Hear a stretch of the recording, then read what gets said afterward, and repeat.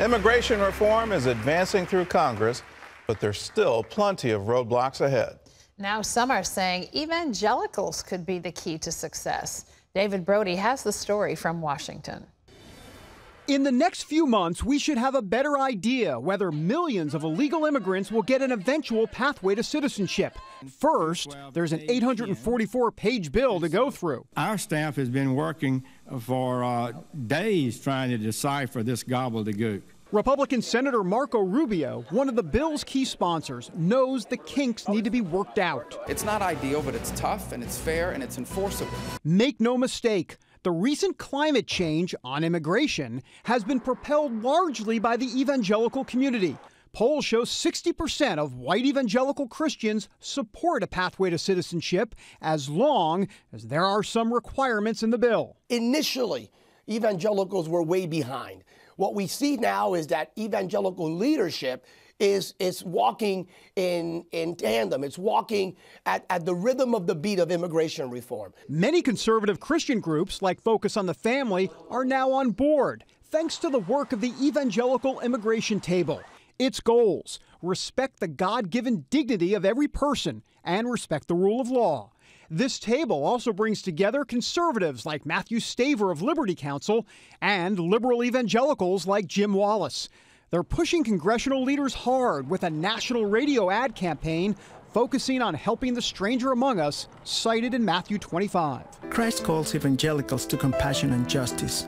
Senator Lindsey Graham tells CBN News that the message from evangelicals has been loud and clear. The evangelical support that's been so helpful to me has one common thread to it. They want to be practical and they recognize these people are human beings. But there's a potential stumbling block to that support.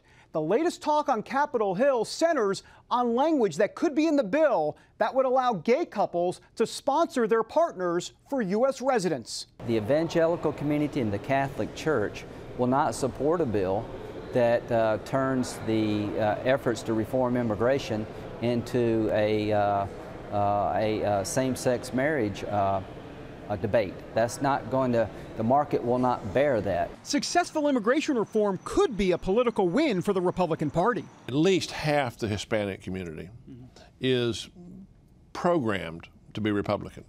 They're religious, they're pro-family, they're entrepreneurial, they're pro-life. So providing that border security requirements are strengthened, then it looks like a deal might actually get done. Ultimately, I believe the American people are compassionate people.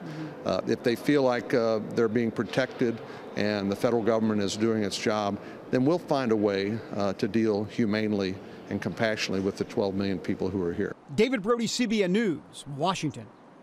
Well, that's the latest update on the immigration bill. You can always find out more about what's going on Capitol Hill at the Brody File. There's a link to it on cbn.com and cbnnews.com. Well, could the Boston Marathon bombings have been prevented? Lee Webb has more from the CBN newsroom. Lee? And Gordon, that question was raised on Capitol Hill Thursday. Boston authorities say the FBI never warned them about the potential terrorist in their midst. George Thomas has been following the first of many congressional hearings on the bombing.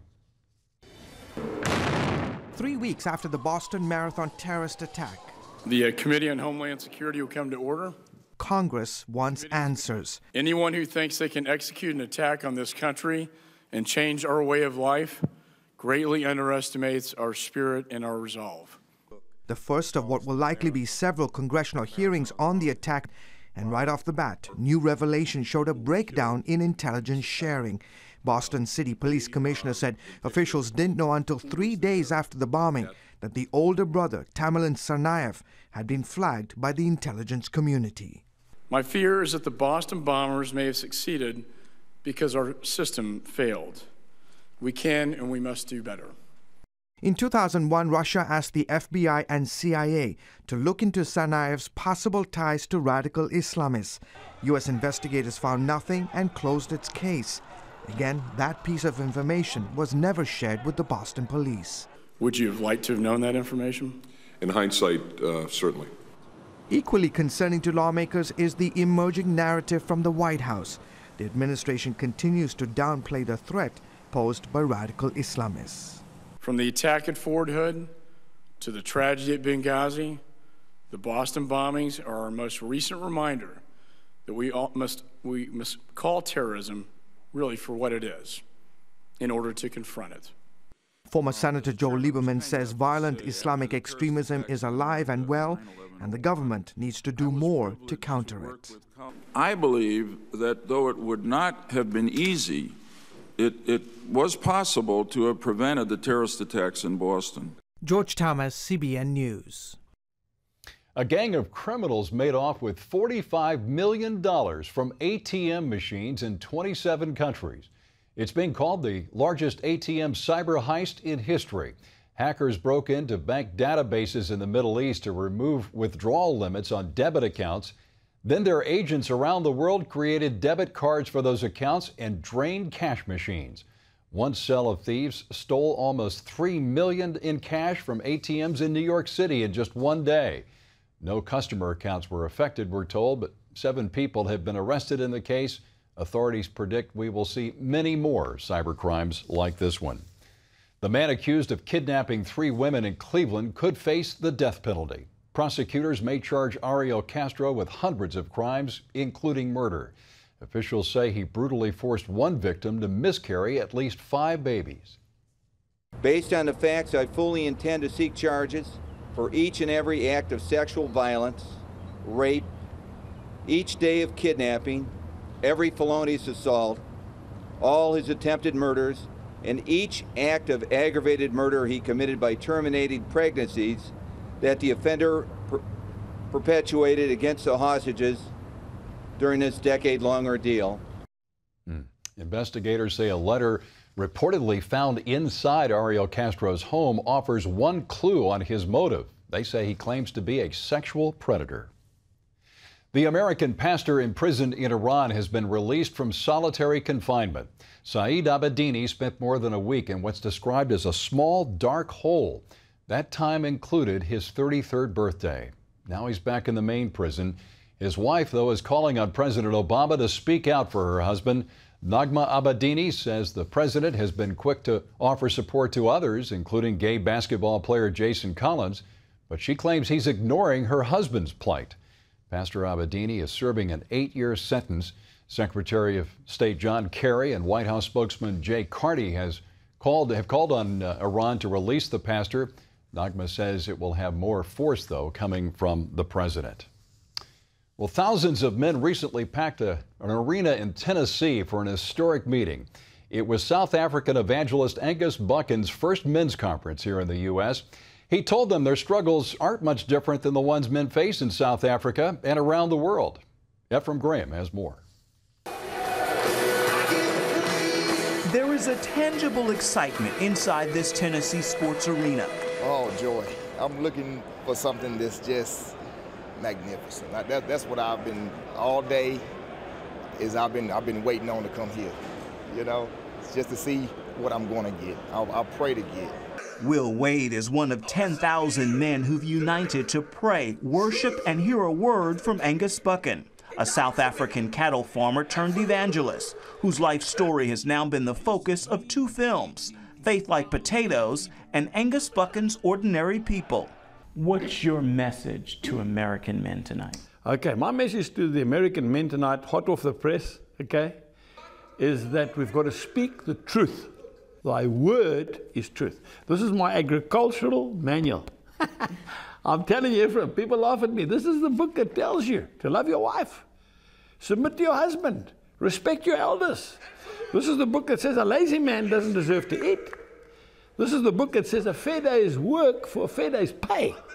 And when we get back to the truth, then we'll have revival. The future of this nation is hinging on the family. Buchan calls his massive meetings Mighty Men's Conferences. This is Angus Buchan's first Mighty Men's Conference in the U.S. The first was born on his farm in South Africa with just 40 men. The final meeting on that farm drew some 400,000 men. It's not the government, it's not the White House, it's the family. The cries of men in this arena are loud, and each has a struggle he's praying to overcome. I'd say the peer pressure of my peers, like people at school doing things that I shouldn't do, and not doing them. But the men aren't the only focus here tonight. You know, a lot of ladies have given me stick back home. You know, are you a male chauvinist? I said, no, I'm not. I can't even spell the word. I said, these meetings are not for the men. They're actually for the women and the children. To teach the man to be prophet, priest, and king in his home.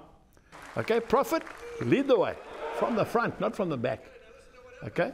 Priest, to lead his children and his wife in the things of God every day. Okay, and king, to put the bread on the table. Ephraim Graham, CBN News, Murfreesboro, Tennessee. Wow, Gordon, that's impressive. It kind of reminds me of the excitement that was generated by the Promise Keepers movement back in the 90s. Yeah, it does have similarities, but now more than ever, we need the message that the family is the backbone of any culture. When you look through history, all the great cultures were built because families were strong. And today we have so many single-parent homes in America where the father literally has left.